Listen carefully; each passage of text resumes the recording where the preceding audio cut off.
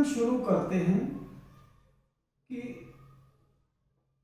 कोई भी एक्सपेंशन है, सपोज x इक्वल टू 0 है, ठीक है, या x इक्वल टू हमारा a, x की पावर 2 माइनस a की पावर 2 अपॉन x माइनस ये इस टाइप से कोई फंक्शन है,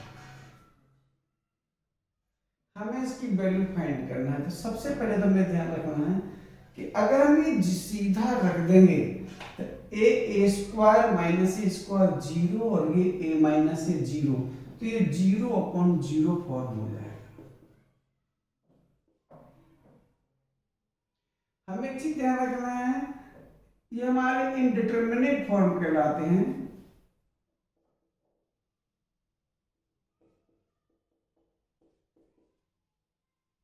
इनका कोई मतलब नहीं होता, 0 upon 0, 0 upon infinity, infinity upon 0, infinity upon infinity और इंफिनिटी। इनका कोई मतलब नहीं है, इनकी कोई परिभाषा नहीं होती।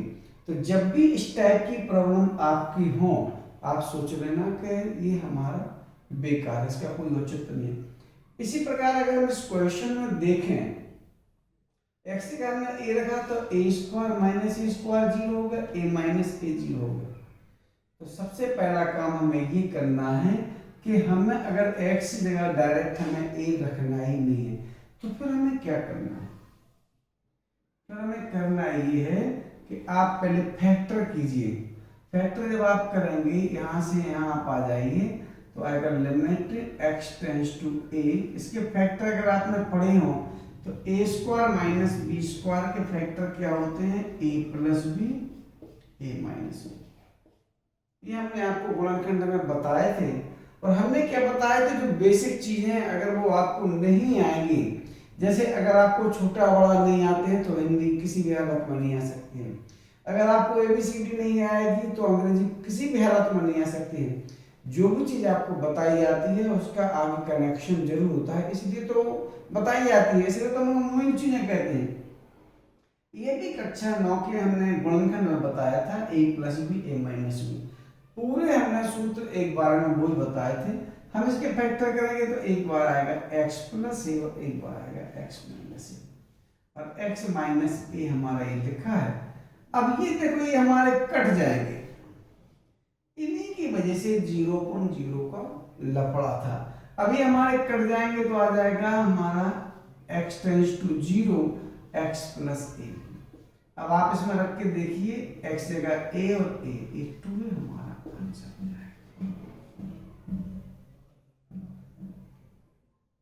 क्लियर?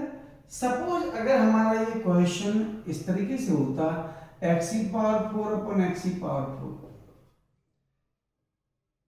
इस टाइप से भी हो सकता था। हमारा एक question x to power n minus a to power n, इस टाइप से भी हो सकता था। लेकिन जैसे हमने उसके सीधे सीधे फैक्टर कर लिए, एक्स स्क्वायर माइनस ए स्क्वायर किए, हम इसके फैक्टर नहीं कर पाते।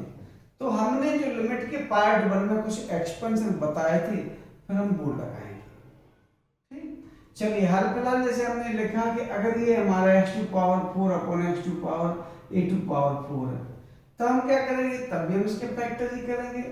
तो इसके फैक्टर करेंगे तो एक में आएंगे ये और एक में आएंगे हमारे ये।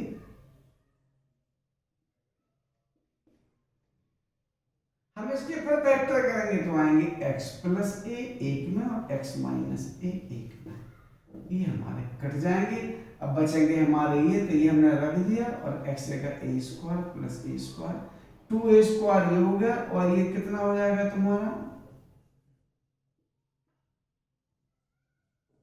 ये a प्लस ए और ये a square plus A square, यानी 2a हो गया, 2a स्क्वायर ये हो गया, 4a क्यों हमारा आंसर। लेकिन जब तक आपके रखने से ये आते हैं, सोच लेना हमारा क्वेश्चन गलत है। इसका मतलब होता है इंडिटरमिनेट फॉर्म का मतलब इसकी कोई परिभाषा नहीं है, इसको कहते हैं अपरिभाषित शब्द।